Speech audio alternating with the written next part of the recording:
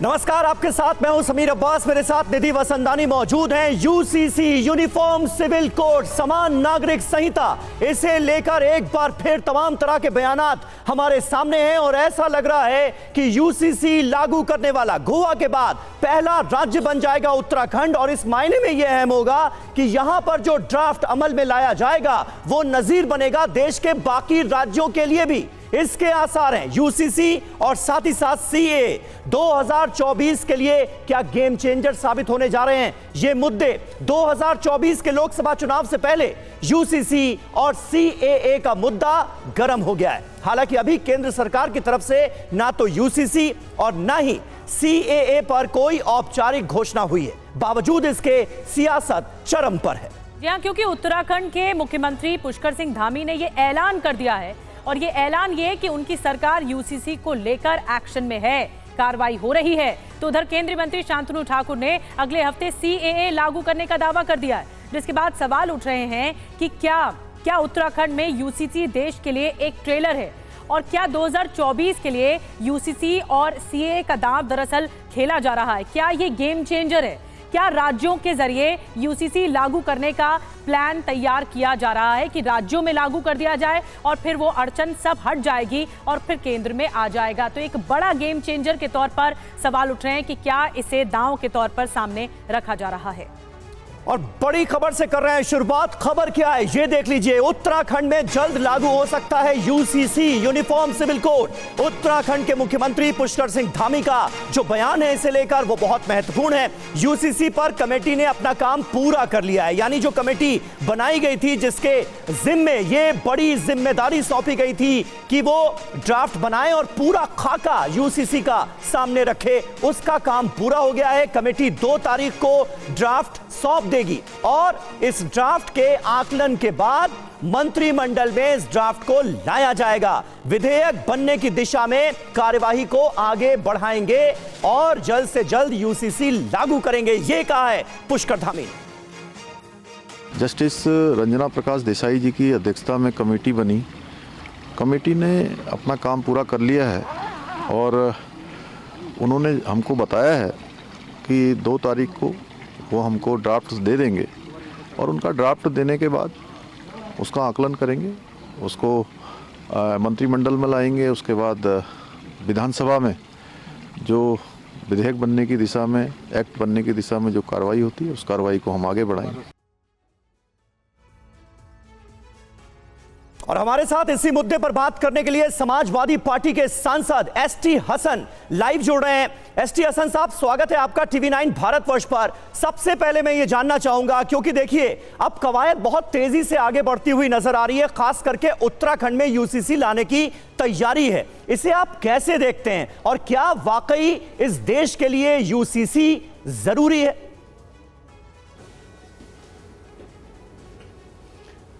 देखिए, हरगिज जरूरी नहीं है। देश 75 साल से बहुत आसानी से और बखूबी चल रहा है। कानून में किसी को किसी से कोई परेशानी नहीं है।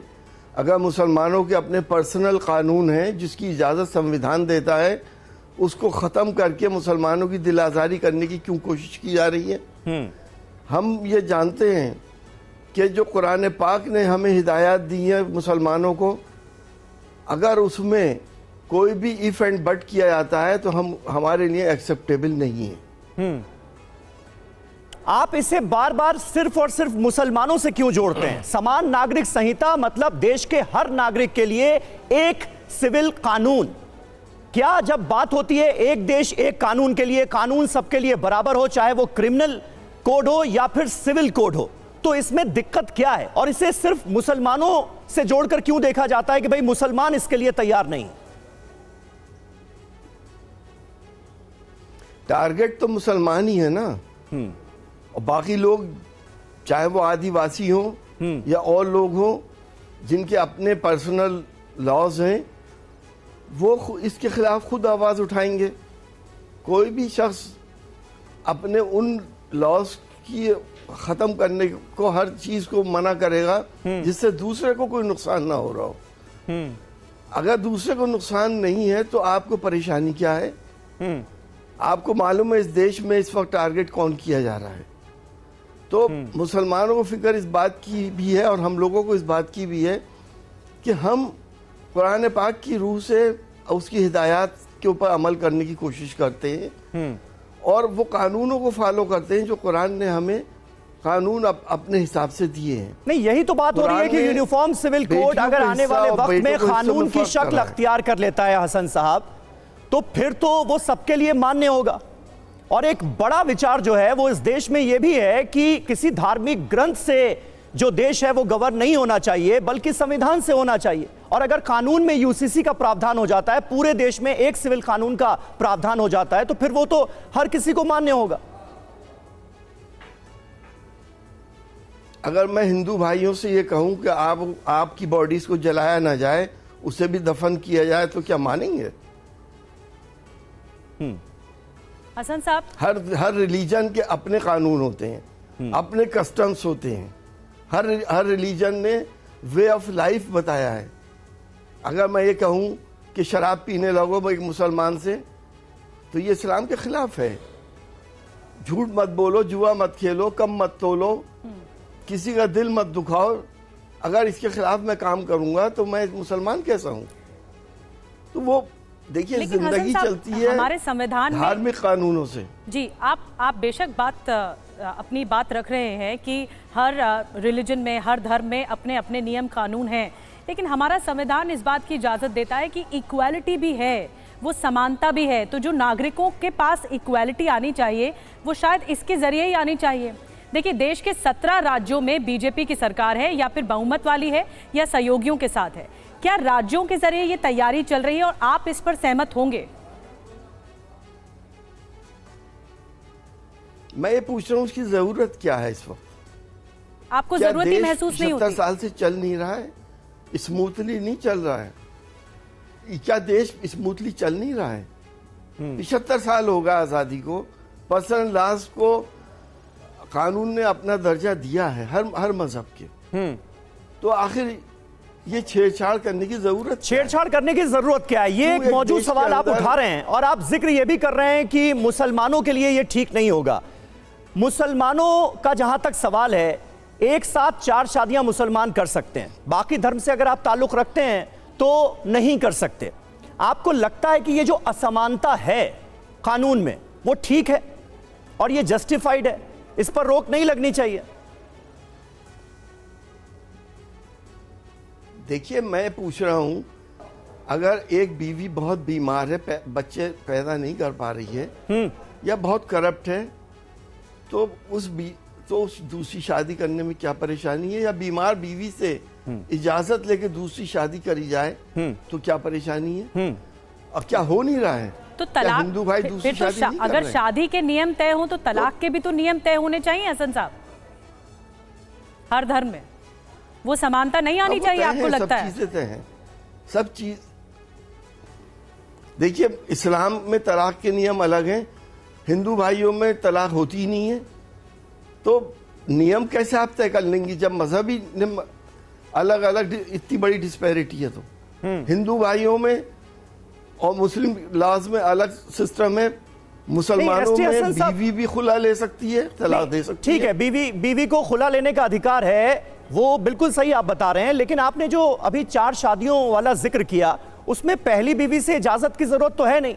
जो शरिया कानून है उसके मुताबिक अगर पहली बीवी इजाजत नहीं देती है तो भी शौहर दूसरी शादी कर सकता है, दूसरी के बाद तीसरी, तीसरी के बाद चौथी तक करने की इजाजत है। एक बड़ा प्रश्न यह भी उठ रहा है कि इस तरह की असमानताओं को सिविल कोड जब कॉमन हो जाएगा, कॉमन सिविल कोड के तहत इस तरह की दुश्वारियों को, इस तरह की गलत प्रथाओं को खत्म किया जा सकेगा। उससे मुस्लिम महिलाओं को ही राहत मिलेगी। कई बार ऐसा होता है कि उनका हक मारा जाता है, पहली बीवी का हक मारा जाता है, पहली बीवी नहीं चाहती, उसके बावजूद भी शौहर दूसरी शादी कर लेता है। मुसलमान कितने % दूसरी शादी करते हैं? ये भी तो आपका आंकड़े होंगे आपके पास। अगर कोई बीवी करप्ट है, डिसोबीडियंट है, आपकी बात नहीं सुन रही है, आप वो तमाम काम कर रही है जो सोसाइटी में पसंद नहीं किए जाते, तो क्या फिर भी आप उससे इजाजत लेके दूसरी शादी करेंगे या तलाक नहीं देंगे?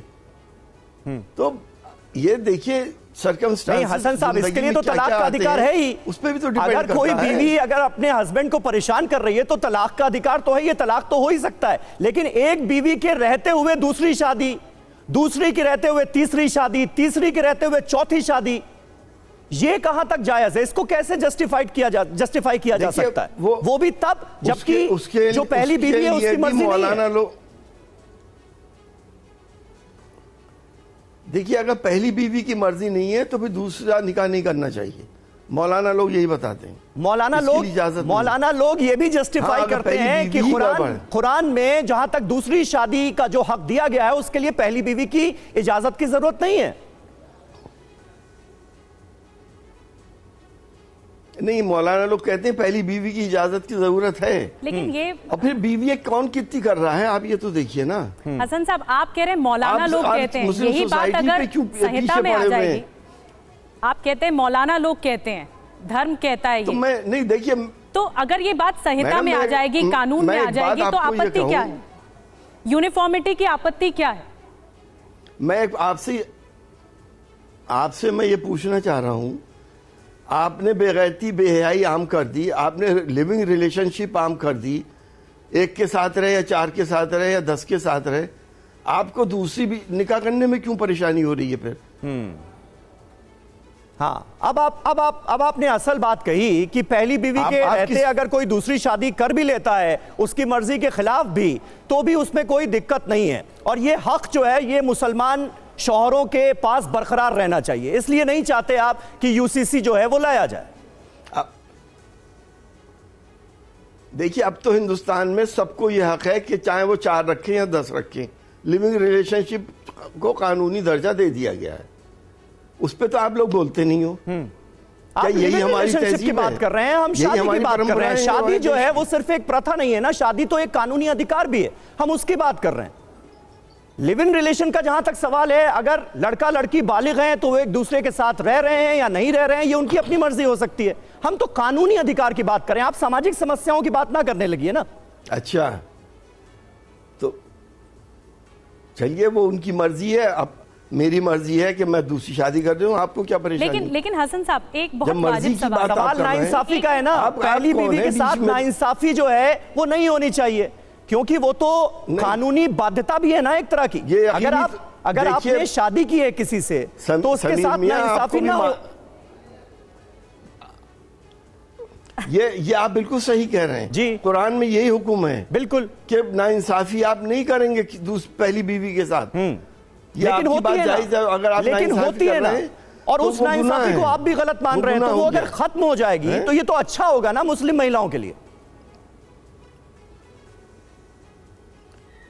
मैं तो ये पूछ रहा हूं कि ये प्रॉब्लम जो आप बता रहे हैं, नाइंसाफी तो अगर हो भी जाती है तो पहली भी उस पे एक्शन ले, नाइंसाफी ना करे, ये इस बात का एक्शन नहीं ले पाती ना, क्योंकि कानून नहीं है उसके पास। और नाइंसाफी ये बात भी यूसीसी लागू नहीं हुआ है, यूसीसी लागू हो जाएगा तो फिर पहली बीवी के पास अधिकार होगा कि वो एक्शन ले पाएगी।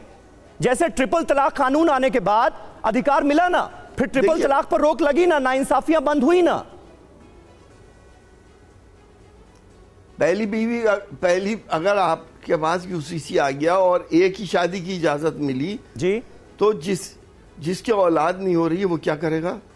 जिसकी बीवी बहुत करप्ट है वो क्या करेगा? जिसकी बीवी बहुत बीमार है वो क्या करेगा? आप सबको एक ही लकड़ी से क्यों बना रहे हैं? हम नहीं देख रहे हैं, एक ही तराजू में हम नहीं तोलने की कोशिश कर रहे हैं हसन साहब। लेकिन एक बहुत वैलिड सवाल है, अगर आप विवाह की बात करते हैं, शादी की बात करते हैं, तलाक की बात करते हैं, तो यूसीसी में यूनिफॉर्मिटी में बाकी नियम भी आते हैं, तो क्या क्या आपत्ति है? फिर किस किस लेवल पर आप आपत्ति दर्ज कराएंगे? मतलब आप चाहते ही नहीं है कि समाज में वो समानता आए, वो यूनिफॉर्मिटी आए। कई चीजें हैं नियमों को लेकर, राज्यों के स्तर पर यूनिफॉर्मिटी आनी चाहिए, सब जगह अलग अलग है। ये अलग अलग वाला जो प्रधानमंत्री ने कहा था, ये अलग अलग हटाइए, इसे यूनिफॉर्मिटी कीजिए, उसके खिलाफ हैं आप? नहीं, हम कब मना कर रहे हैं? यूनिफॉर्मिटी क्या आप ला सकती हैं सोसाइटी में? क्या ये मिलिट्री स्कूल है या एक मुल्क है? यूनिफॉर्मिटी कैसे होगी? या क्या हिंदू मुसलमानों में यूनिफॉर्मिटी है? उनके कस्टम अलग हैं, मुसलमानों के कस्टम अलग हैं, क्रिश्चियंस के अलग हैं, और आपके सिक्कों के अलग हैं। कस्टम्स को छेड़ने की बात ही नहीं है, कस्टम्स को छेड़ने की बात ही नहीं है, यहाँ सिर्फ सिविल कोड की बात हो रही है।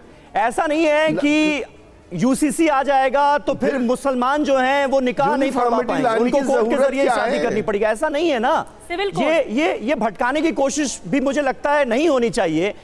हसन साहब, आप जैसे जिम्मेदार लोग जो हैं उनको आगे आकर भ्रांतियां दूर करनी चाहिए। दूसरी बात, जल्दी से आखिरी सवाल सीएए को लेकर, क्योंकि उससे भी लाने की तैयारी हो रही है। केंद्रीय राज्य मंत्री हैं शांतनु जी, उन्होंने कहा कि भाई 1 हफ्ते के अंदर सीएए लागू करेंगे। सीएए अगर लागू किया जाता है तो उसमें भी समाजवादी पार्टी को कोई दिक्कत है? देखिए, मैं समाजवादी पार्टी का प्रवक्ता की हैसियत से नहीं कह रहा, लेकिन एक मुसलमान की हैसियत से मैं इस बात को कह रहा हूं क्या कि अगर सीएए उन इस्लामिक कानूनों को जो कुरान में हमें हिदायत दी गई हैं, अगर उसको एबॉलिश करता है तो हमें मंजूर नहीं है। कुरान में जो कुछ हमें हिदायत दी गई है हम उसे फॉलो करते हैं।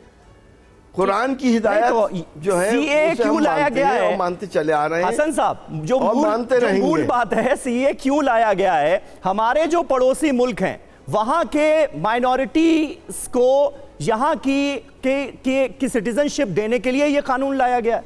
तो इसमें मुसलमानों के अधिकार, वो भी वो मुसलमान जो इंडिया में रह रहे हैं, जो भारतीय हैं, उनके अधिकारों में हनन की बात कहां से आ गई?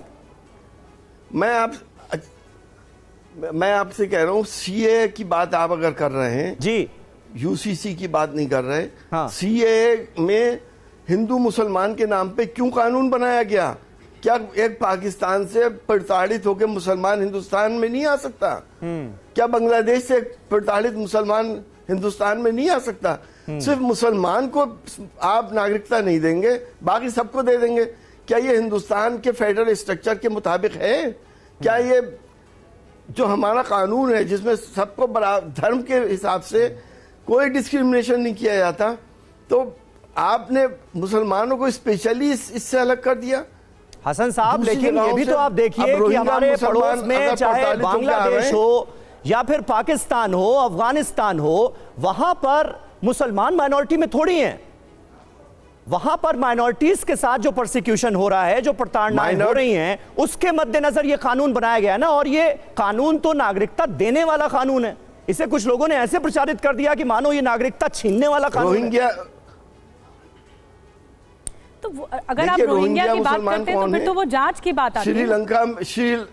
श्रीलंका, अब आप बात तो सुन लो, श्रीलंका में माइनॉरिटी में नहीं है क्या मुसलमान? अगर प्रताड़ित होकर आना चाह रहा है तो उसके लिए तो दरवाजे बंद हैं, और दूसरे मजहब वालों के लिए आपने खोल दिए। हिंदुस्तान का कानून मजहब के हिसाब से डिस्क्रिमिनेशन नहीं करता है, ये गलत कानून है। ठीक है, यानी धार्मिक आधार पर नागरिकता नहीं दी जानी चाहिए, आप ये बात कह रहे हैं। भले ही वहां से माइनॉरिटीज को ही नागरिकता देने की बात क्यों ना हो रही हो हमारे पड़ोसी इस्लामिक मुल्कों से। आपका बहुत बहुत शुक्रिया हमारे साथ जुड़ने के लिए एसटी हसन साहब। इस वक्त हमारे साथ तमाम खास मेहमान भी जुड़ रहे हैं, उनसे आपका तारुफ करा दें। सिद्धार्थ यादव हमारे साथ हैं, प्रवक्ता भारतीय जनता पार्टी के। इसके अलावा दानिश कुरैशी हमारे साथ मौजूद हैं, AIMIM के नेता हैं, प्रवक्ता हैं, क्योंकि असदुद्दीन ओवैसी ने भी ऑब्जेक्शन किया है। मौलाना रशीद शरीफ साहब जो कि अध्यक्ष हैं SIMPLB के, वो भी हमारे साथ मौजूद हैं। लेकिन सबसे पहले सिद्धार्थ यादव जी, मैं आपसे जानना चाहूंगा, ये यूसीसी जो है, यूनिफॉर्म सिविल कोड जो है, ये जैसा कि नाम से ही साबित होता है कि यूनिफॉर्म सिविल कोड, पूरे देश में एक सिविल कोड हो। अब इसे राज्यों के जरिए आप लाने की कोशिश क्यों कर रहे हैं? केंद्रीय स्तर पर यूसीसी लागू करने की बात क्यों नहीं हो रही है? ये उत्तराखंड से शुरुआत का क्या मतलब है? देखिए समीर जी, पहले मैं आपकी दूसरी बात का जवाब देता हूं। जहां पर डिमांड सबसे ज्यादा होगी वहां से इस बात की शुरुआत की जाएगी, और उत्तराखंड में सबसे ज्यादा डिमांड इसको लेकर के थी और इसीलिए उत्तराखंड से इसकी शुरुआत की जा रही है। पर मैं पेशे से एक वकील भी हूं और इसीलिए मैं आपको यूसीसी क्या है थोड़ा सा इस पे भी बताना चाहता हूं। हमारे देश में ऑलरेडी एक क्रिमिनल कोड है, वो कॉमन है सबके लिए। उसमें तो कोई आकर के नहीं कहता है कि मैं इस पंथ का हूं, मेरी एक कस्टम है, मैं इस धर्म का हूं तो मेरे लिए अलग कानून होगा। रही बात सिविल कोड की, तो शादी को लेकर के, मैरिज डाइवोर्स को लेकर के, इनहेरिटेंस को लेकर के, ये कुछ चीजें हैं जहां पर असमानता है। अब हमको एक देश के नाते ये तय करना है कि हमारे देश का नागरिक वो कितनी उम्र पे शादी कर सकता है, उसमें कस्टम और धर्म का कोई लेना देना नहीं है। हमारी देश की कोई बेटी है वो कब शादी कर सकती है, देश तय करेगा। और ये जो बात अभी एसटी हसन साहब भी बोल रहे थे, ऐसी बातें पश्चिमी देशों में क्यों नहीं की जाती? इतना बड़ा बड़ा मुसलमान वर्ग रह रहा है बहुत देशों में, वहां पर तो यूसीसी ही है हर जगह, वहां पर तो कभी नहीं बोला जाता कि हमको अलग अधिकार दिया जाए, हमको ये बात कही जाए। अगर सबको समान अधिकार मिले, डाइवोर्स का, मैरिज का, इनहेरिटेंस का, प्रॉपर्टी का, तो उसमें कोई गलत बात नहीं है। और उसी को लेकर के एक कमेटी ऐसी बनाई गई थी जिसकी रिपोर्ट आ रही है। अब कमेटी की रिपोर्ट पर जो पूर्व जस्टिस हैं वो लोग अपनी रिपोर्ट दे रहे हैं, उस पर प्रदेश की डिमांड के बाद हमारी प्रदेश सरकार उसको इम्प्लीमेंट करेगी। इसलिए मैं मानता हूं कि इस पर खिलाफ बोलने वाले लोग या कोई भी ऐसा व्यक्ति वो एक नैरेटिव बनाने का एक प्रयास है जो कि नहीं होना चाहिए। ठीक है, अगर ये नैरेटिव बनाने का प्रयास है तो जवाब ले लेते हैं सिद्धार्थ जी। दानिश कुरैशी साहब हमारे साथ हैं, AIMIM के नेता। ओवैसी साहब कह रहे हैं दानिश साहब कि ये सरकार गुमराह करने की कोशिश करे यूसीसी के बहाने। राज्य दर राज्य अगर ये बढ़ावा दिया जा रहा है यूसीसी को, तो फिर वो यूसीसी कैसे हो गया, ये सवाल पूछा जा रहा है। तो क्या आप मानते हैं कि इसके जरिए सरकार गुमराह कर रही है? देखिए, भारतीय जनता पार्टी के पास तो वैसे भी कुछ नहीं है। दरअसल चुनाव के पहले वो अलग बात करते हैं और चुनाव के बाद अलग बात करते हैं। अगर 2014 से लेकर अब तक उनके भाषण सुनोगे आप, तो आपको सिर्फ बातों के अलावा कुछ नहीं मिलेगा। और उसके बाद उनकी राजनीति आप देखेंगे तो आप देख रहे थे कि पिछले 20 दिनों से मुसलसल राम मंदिर चल रहा था, जबकि देश में और क्या कोई मसला ही नहीं थे। सवाल आके ये खड़ा है कि ऑलमोस्ट देश में जब संविधान लागू हुआ तो कॉमन मिनिमम प्रोग्राम जो बना, वो कॉमन मिनिमम में आप देखेंगे तो तमाम हिंदू, मुस्लिम, सिख, ईसाई, पारसी, जहां चीजें कॉमन हो सकती थी वो कॉमन की गई हैं। आप देखिए, यूसीसी के नाम पर अगर आप कुछ थोपने की बात करते हैं तो मैं आपको यही बता रहा हूं कि देश में इस तरह की अराजक बनेगी। क्या हमने यहाँ नहीं देखा कि पहले एक सरकार थी, उसने हिजाब पर पाबंदी लगाई, उसके बाद एक नई सरकार आई। तो दानिश साहब थोड़ा सा मुद्दे पर रहते हैं। आपकी पार्टी के नेता असदुद्दीन ओवैसी ये कह रहे हैं कि यूसीसी के जरिए हिंदू सिविल कोड थोपने की तैयारी हो रही है मुसलमानों पर। बिल्कुल ये कहकर वर्गलाने की कोशिश क्यों की जा रही है देश के मुसलमानों को? नहीं, क्यों वर्गलाने की बात है? देखिए, मेरी बात सुनिए। मेरा अपना रिलीजन है, मेरे अपने कस्टम है, मेरा अपना तरीका है जीने का। आपका अलग होगा, आपका तरीका अलग होगा, आपका धर्म अलग होगा। तो आप ये कैसे थोप सकते हैं कि जो मेरे लिए कॉमन है वो आपके लिए भी कॉमन हो? पॉसिबिलिटी नहीं है ना, क्योंकि कॉमन तो जितना हो सकता था मैक्सिमम मिनिमम हम बना चुके। और अगर उसमें कुछ बेहतरी लाई जा सकती है तो सारे रिलीजन्स को कॉमन अगर दिया जाए तो सिविल कोड में आप समानता नहीं चाहते हैं क्या दानिश कुरैशी साहब? सुनिए, सवाल तो सीधा है। नहीं, सुनिए मेरी बात। सिविल मैटर हो या क्रिमिनल मैटर हो, मुझे ये बताइए कि 3 तलाक में क्या हिंदू धर्म के मुताबिक एक महिला के साथ जब तलाक होता है तो उसके लिए इक्वालिटी क्या है और मुसलमान के लिए इक्वालिटी क्या? चलिए बताइए, किस आधार पे बात कर रहे हैं? भारतीय जनता पार्टी के पास दरअसल कुछ है ही नहीं। मैं वही तो कह रहा हूँ कि एक तरफ आपको मुसलमान 3 साल की जेल में दिखेगा, दूसरी तरफ हिंदू है तो आपको लगता है कि अगर यूसीसी लागू होगा तो मुसलमानों को खतरा है, मुसलमानों को नुकसान होगा? आपका मानना यह है? बिल्कुल, हमारा जो धर्म है, हमारा जो मजहब है, उसकी इजाजत आप पर पाबंदी आप लगाएंगे तो वो चीज तो मुनासिब नहीं है। मजहब पर पाबंदी कोई नहीं लगाने की बात कर रहा है दानिश साहब। मुझे यही ऑब्जेक्शन है आपकी बातों से। ये वर्गलाने की कोशिश क्यों की जाती है, भड़काने की कोशिश क्यों की जाती है कि यूसीसी लागू हो गया तो मुसलमान अपने कस्टम्स को फॉलो नहीं कर पाएंगे, अपने रिलीजन को फॉलो नहीं कर पाएंगे? दानिश कुरैशी साहब जिन बातों का जिक्र कर रहे हैं, मौलाना रशीद शरीफ साहब भी हमारे साथ मौजूद हैं। मौलाना रशीद, क्या आप इन बातों से इत्तेफाक रखते हैं या फिर यूसीसी के नाम पर वैसे ही मुसलमानों को भड़काने की कोशिश की जा रही है जैसे एक वर्ग ने सीएए के नाम पर भड़काने की कोशिश की थी कि सीएए आ गया तो आपकी नागरिकता छिन जाएगी? बिल्कुल नहीं सर, हमारा मजहब मुकम्मल मजहब है, इसमें किसी को मदाखलत करने की कोई इजाजत ही नहीं है जी। और आप जो बता रहे हैं कि जैसा यूसीसी आते मुसलमान 4 शादियां करते, अरे आपको क्यों मिर्ची लग रही भाई? मुसलमान 4 शादियां करता, उसको अच्छे में देखिए आप। कई बेवा लोग हैं यहाँ पे बैठे हुए, कई कम उम्र बच्चियां बेवा हो जाते, क्या करेंगे वो लोग? कई बच्चों की शादियां नहीं हो रही, उम्र बढ़ जा रही, क्या करेंगे वो लोग? अगर मेरे पास इस्तेताक है, मेरे पास पैसा है, मेरे पास कारोबार है, अच्छा कारोबार है, अगर अगर मैं है तो दूसरी शादी करना चाहता हूँ तो आपको चाहते राजा उसको अगर मैं सहारा देना, अच्छे में लीजिए सर, इसको अच्छे में लीजिए आप। अगर है तो आप नफ्स के लिए अगर कर रहा हूं तो बात बिल्कुल गलत है। बड़ी बीवी को है तो इजाजत लेना या उसको खुश रखना, उसको बराबर इंसाफ देना, ये अलग चीज है। अगर मैं किसी मदद के लिए, अगर किसी की मदद के लिए आगे बढ़ के अगर उसका हाथ थाम रहा हूँ, अगर उसको सहारा उसका बनना चाह रहा तो हूँ, ये मदद करने का सिर्फ एक ही तरीका हो सकता है। अगर कोई बेसहारा है, कोई गरीब है, तो उसकी मदद का सिर्फ एक ही तरीका हो सकता है कि उससे शादी कर ली जाए। अरे सर, पूरी जिम्मेदारी ले रहे, मदद नहीं कर रहे हैं क्या? 100-200 रुपए देके छोड़ दे रहे हैं, उसकी पूरी जिम्मेदारी ले रहे हैं। आप देखिए, वाकई अगर कोई बीमार है तो क्या करेंगे, अगर किसी को बच्चे नहीं है तो क्या करेंगे वो लोग? मतलब यूसीसी लागू हो गया तो सबसे ज्यादा तकलीफ इस बात को लेकर है कि मुसलमान मर्द 4 शादियां एक साथ नहीं कर पाएंगे, यही सबसे बड़ी तकलीफ है। बिल्कुल है तकलीफ। अच्छा, नहीं, आप बताइए, अगर मैं एक शादी पे रहता हूँ, अगर ये तमाम चीज हमारे माशरे में अगर ऐसे कोई गलत चीजों में जाना चाह रहा, कोई गलत चीज उसका हाथ नहीं पकड़ना चाह रहा, तो क्या करेंगे? और पहली बीवी की मर्जी ना हो तो भी रशीद साहब नहीं मैडम, वैसा तो भी आप दूसरी कर लेंगे, तीसरी कर लेंगे, चौथी कर लेंगे शादी? नहीं मैडम, इसको आप गलत में नहीं लीजिए। आप, मैं आपको रिक्वेस्ट करता हूँ कि बिल्कुल इसको गलत में मत लीजिए। ठीक है, कुछ दानिश कुरैशी साहब कहना चाहते हैं। अच्छे में लीजिए, ठीक, आप अच्छे में लीजिए इसको। आप समानता में ले ही नहीं रहे से। जब ये यूनिफॉर्मिटी की बात हो रही है, सिविल कोड की बात हो रही है, ये सिविल संहिता की बात हो रही है, आप उसमें अच्छाई देख ही नहीं रहे हैं। अगर आप देख रहे होते तो फिर ओवैसी साहब ये नहीं कह रहे होते कि सरकार गुमराह कर रही है। तो फिर गुमराह कौन कर रहा है?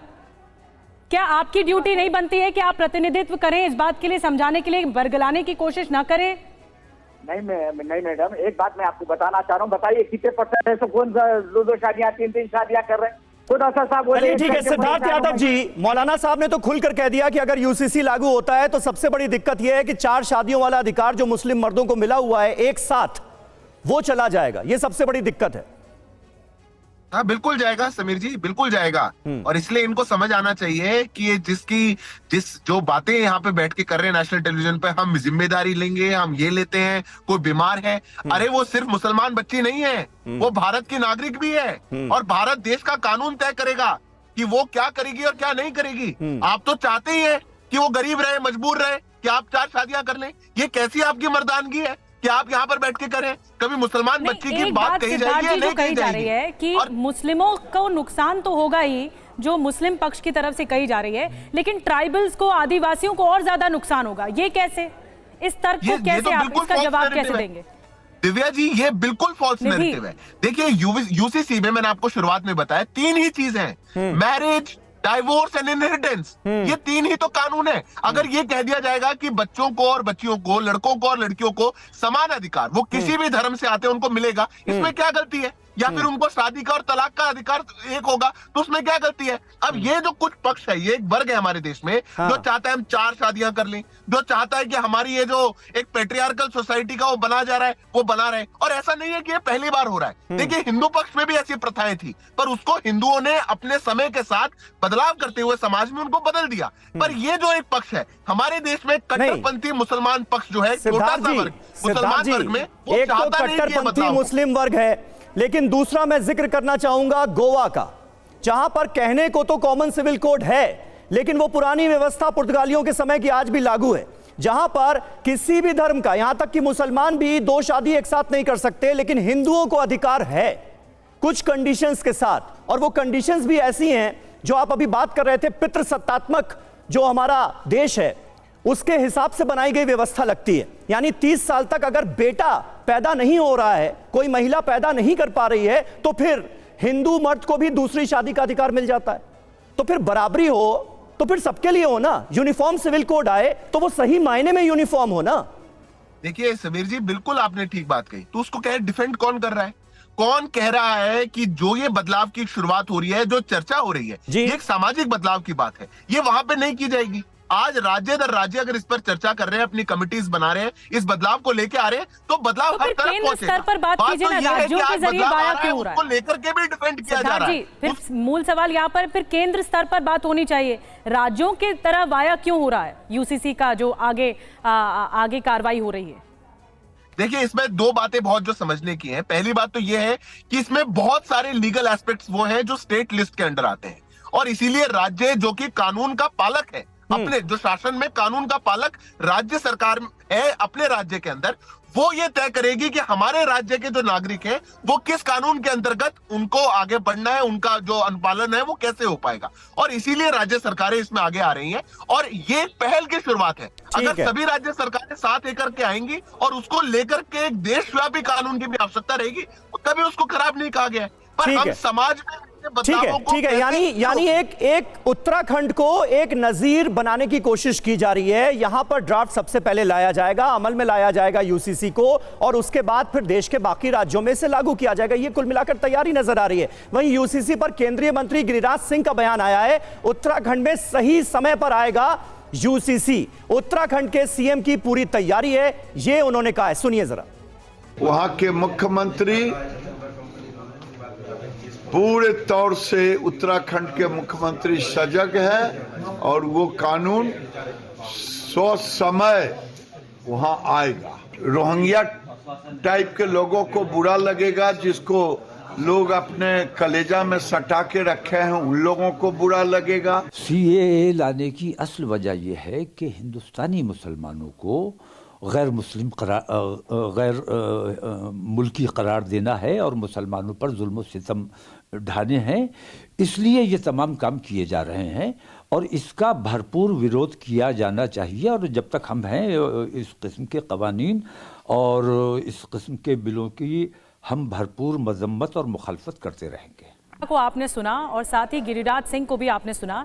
गिरिराज सिंह की तरफ से दानिश कुरैशी साहब, मैं आपके पास आ रही हूँ, आपसे कमेंट रह गया। साफ तौर पर सरकार की तरफ से कहा जा रहा है कि यूसीसी के पीछे एक भारत श्रेष्ठ भारत की मंशा है, लेकिन तौकीर रजा ये कह रहे हैं कि धर्म के नाम पर बांटने की राजनीति है और खास करके मुसलमानों को ये डेंट है या मुसलमानों पर नुकसान लाने की कोशिश है। ये कैसे हो सकता है मुसलमानों को नुकसान? अगर आपने यूसीसी का ये पढ़ा हो प्रस्ताव जो लाने की तैयारी है, तो क्यों ऐसा कहा जा रहा है बार बार? देखिए, तौकीर रजा साहब जो कह रहे हैं वो शायद सीएए पे कह रहे हैं। आपने अगर सुना हो तो मुझे जो मेरी समझ में आया। लेकिन सबसे पहली बात तो मैं सिद्धार्थ जी की बात का जवाब दे दूं।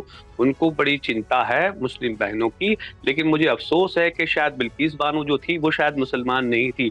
वो बच्ची जो जिसको हिजाब के लिए गुंडों ने घेर रखा था कॉलेज के अंदर में हिजाब के मामले को लेकर, आप देखिए प्रधानमंत्री जी ने तो फिक्र नहीं की। तो दिक्कत क्या है कि इनकी करनी और कथनी में बड़ा प्रॉब्लम है। ठीक है, करनी में आप कह रहे हैं फर्क है, आप कह रहे हैं फर्क है। मुद्दे पर हम रहते हैं। सिद्धार्थ जी हमारे साथ मौजूद हैं। सिद्धार्थ जी, लेकिन एक जो बड़ा वर्ग है वो ये भी कह रहा है कि भाई बीजेपी के घोषणा पत्र के ये 3 अहम मुद्दे थे, जिसमें 370 था, राम मंदिर था, यूसीसी था। अब आप यूसीसी लाने की तैयारी कर रहे हैं, निशाने पर मुसलमान हैं, चाहे सीएए आए या फिर यूसीसी। उस वर्ग को क्या जवाब देना चाहेंगे जो ये सवाल खड़ा कर रहा है? देखिए समीर जी, कैसे निशाने पर है मैं उनसे पूछना चाहता हूं। क्या कोई अपने कैसे अपनी इबादत करेगा, वो कैसे जाकर अपनी प्रेयर्स को करेगा, इस पर कोई बात की जा रही है क्या? या उनकी प्रथाएं कैसी होंगी, वो अपने ईश्वर को कैसे याद करेगा, इस पे कोई बात की जा रही है क्या? देश के नागरिकों के अधिकार की बात है, उसमें धर्म को क्यों आड़ बनाया जा रहा है? क्यों ये कहा जा रहा है कि नहीं इस धर्म के इसलिए ये अधिकार नहीं मिलेगा? जो भारत का नागरिक है 21वीं सदी में 2024 में उसको समान अधिकार मिले, सब लोग उसी अधिकार के साथ आगे बढ़ सके, वो अच्छे भारत की कल्पना कर सके। ये हमारी पर समान अधिकारों की हो रही है। सिद्धार्थ जी आपने अपनी बात रखी, रशीद साहब आपने भी रखी और साथ ही दानिश कुरैशी साहब आपने भी अपनी बात रखी कि विरोध कहाँ है, आपत्ति कहाँ है और क्यों आप विरोध कर रहे हैं सीएए का या फिर यूसीसी का। बहुत बहुत शुक्रिया आप तमाम खास मेहमानों का इस बात की बहस करने के लिए।